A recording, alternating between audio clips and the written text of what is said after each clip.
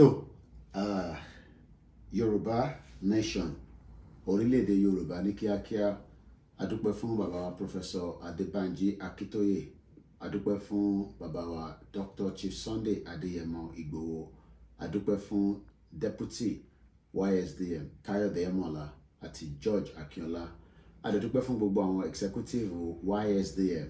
YSDM stand for Yoruba Self-Determination Movement.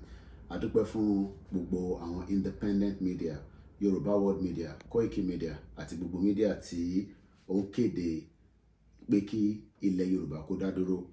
Òun náà nílé yìí fún àwọn tó ń béèrè pé irọ́ ni, kò ń ṣe irọ́, AI kò kì í ṣe AI o.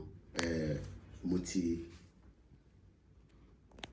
so fún gbogbo ọmọ Yorùbá pátápátá, òun ni official diplomatic passport torílẹ̀-èdè Yorùbá tí Yorùbá máa lò fún àwọn tó ń ṣiṣẹ́ fún bàbá wa Professor Adébánjí Akíntóyè.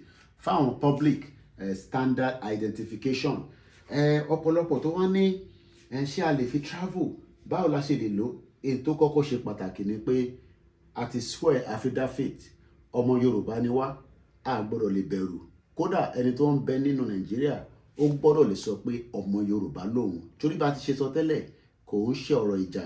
Yorùbá ti ń bẹ, àwọn ọmọ Odùduwà ti ń bẹ láti ọjọ́ tí ó ti pẹ́. So tí a bá wá sọ pé a fẹ́ dá dúró, báwo la ṣe lè fi hàn fáwọn èèyàn?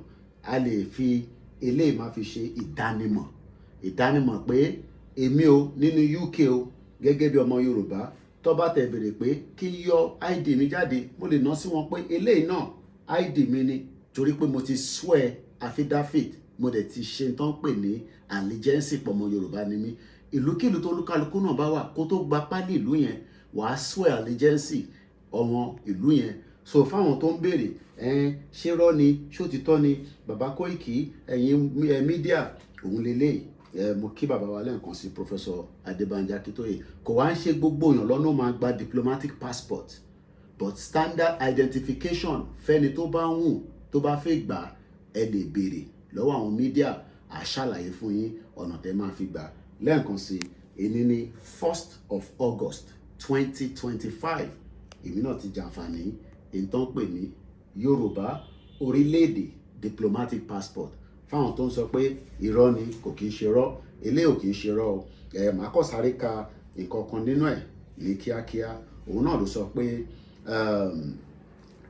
Yoruba Statutory Declaration, the bearer name identity, declare indigenous Yoruba person as an ethnicity located at the southwestern Nigeria in West Africa and recognized by the UNPO, Unrepresented Peoples Organization, all those whom it may concern, to allow the bearer to pass freely without let or hindrances, to afford him or her every assistance and protection of which he or she stand in need.